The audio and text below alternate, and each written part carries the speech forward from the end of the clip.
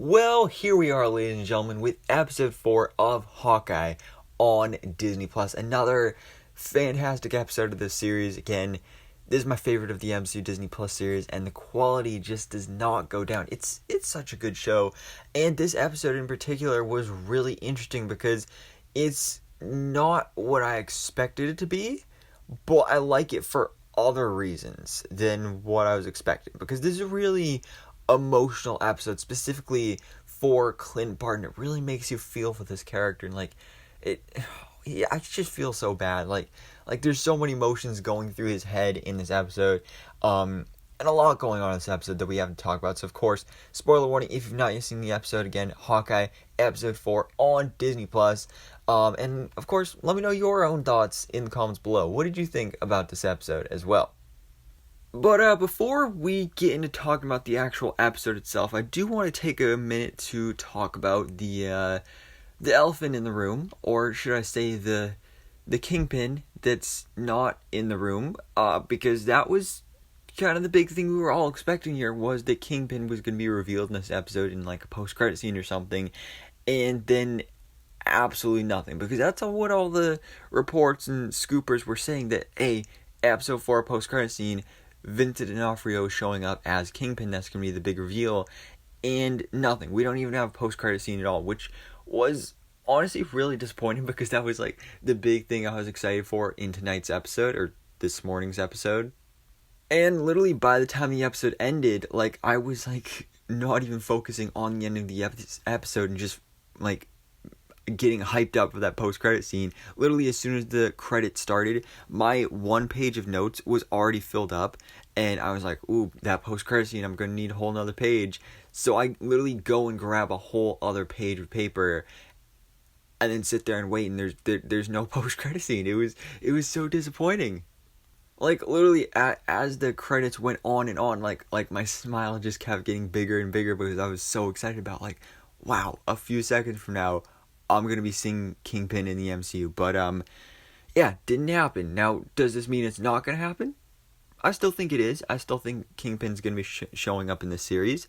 But it's just, I just have less confidence now, because it's like the whole Mephisto thing in WandaVision all over again. I remember every episode thinking, like, alright, Mephisto's going to show up. And then as it got to the point where there were less and less episodes, it was like, alright, okay, yeah, they're just saving him for the end. And then it got to the point where, alright, they're just saving Mephisto for the last episode. That's all it is. And that never ended up happening at all. And now, looking at where we're at in Hawkeye, where we only have 2 episodes left, it's looking less likely, but at the same time, I still think it'll happen. Because, I mean, to be fair, if/when Kingpin shows up, it's not like he's going to have a huge role. He's not going to, like, actually fight Hawkeye. He's just going to be a behind-the-scenes villain. So, I still think he's going to be the one pulling the strings here, the one that's Maya's boss. But I don't know. Again, it was just, like, so disappointing to be fully expecting him to show up here, and then for him to not.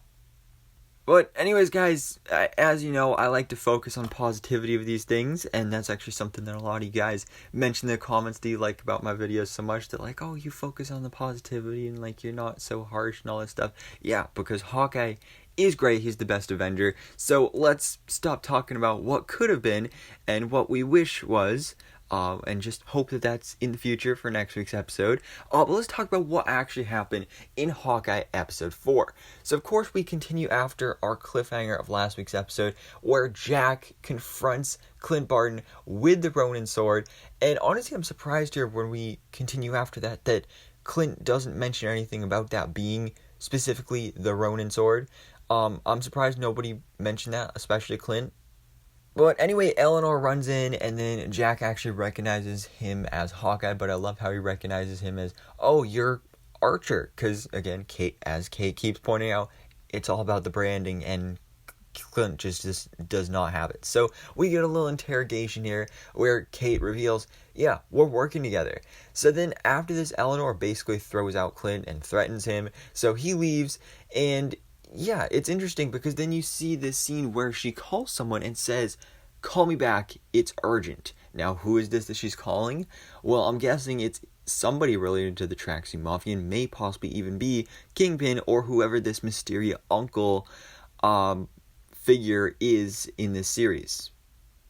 Because again, I'm still sticking to my theory that Eleanor is the big bad main villain of the series, possibly Madame Mask, but I'm kind of doubting that now as well, because again, 2 episodes left with nothing set up there. I don't know if they'd have time for that.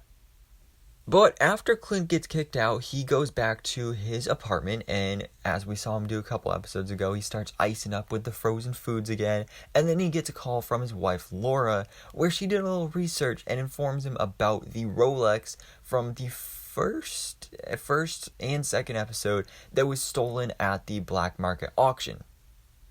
So turns out that the Tracksuit Mafia is after this watch for some specific reason, and also, as we found out last week's episode when Kate was going through her mother's security system doing research on Kazi, we found out that he worked for a company known as Sloan, and it's revealed here that Jack Duquesne is the CEO of Sloan, and Sloan is actually a front used to launder money for the Tracksuit Mafia. So Jack, I mean, he's not just a red herring, he actually is a villainous character here connected to the Tracksuit Mafia, but is he the big bad villain? No, I still think that's Eleanor. But, again, we'll see where it goes.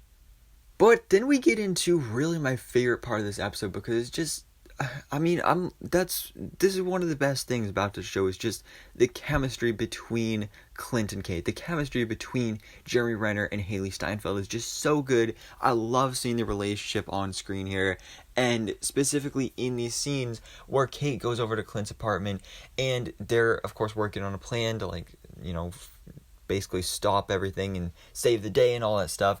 And then they're also just bonding and having a good time. They're watching Christmas movies, wearing ugly sweaters, listening to Christmas music, decorating the tree. And then you've got Clint teaching Kate a couple different things, like, for example, how to throw / flick a quarter. I think he said he'd do a quarter or a nickel, but a dime is too light. Gotta be specific.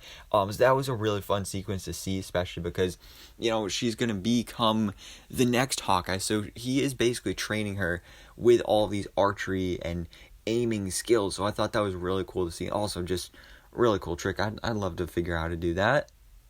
And then this is where we get super emotional, as I mentioned before, where she asks him about what was the best shot you ever took or anything like that. And he says, the best shot I ever took is the shot I never took, because he was sent to kill Natasha Romanoff, but realized that she didn't seem like she wanted to be there and that she wanted an out. So he spared her.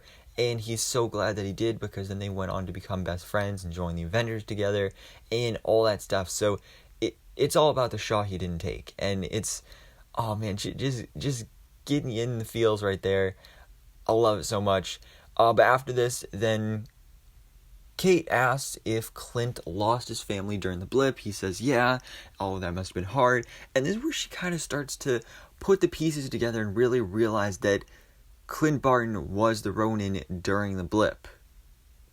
And I love how even in this moment when she finds out this part where literally she knows that Clint murdered a bunch of people and was super brutal and everything, she still looks up to him as a hero. She doesn't lose that faith in Clint. She doesn't get mad about it. She doesn't freak out, because he's still a hero in her eyes, and I just absolutely love that. But after this is where it's getting late, so he tells her to go home because you got a big day tomorrow. And then as he falls asleep, he dreams about losing his family, his time as the Ronin, and losing specifically Black Widow Natasha Romanoff, and just it hits him so hard. And then we see it hit him even harder later on in the episode, because then we wake up the next morning and we go off on our separate missions for this episode. So Clint sends Kate to go find the trick arrows with the New York LARPers, and one of them is a cop, so she's going to be able to retrieve them for him. While Clint goes and confronts Kazi and basically tells him to convince Maya to give up on the whole Ronin thing. He doesn't want anyone to get killed, and if she keeps going with this, she probably will get killed. And so then when Clint gets back to his apartment, the New York City LARPers are there in his apartment, and basically they make a deal with the LARPers that if Clint and Kate can supply enough material for their costumes so that they can get new costumes, and then Kate also mentions like, oh yeah, and 2 extra costumes, because, for us, Hawkeye, then we'll get you the trick arrow. So that's what happens, and seems like we're going to be getting those new costumes pretty soon, which I'm super excited for.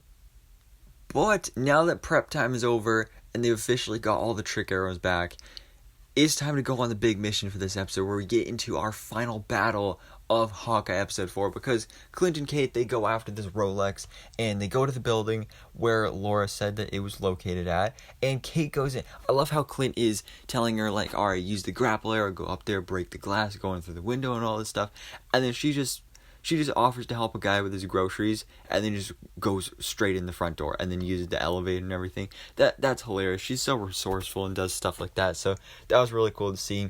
But when she gets in there, she finds the room, but there's strobe lights on the wall, which actually acts as a silent alarm.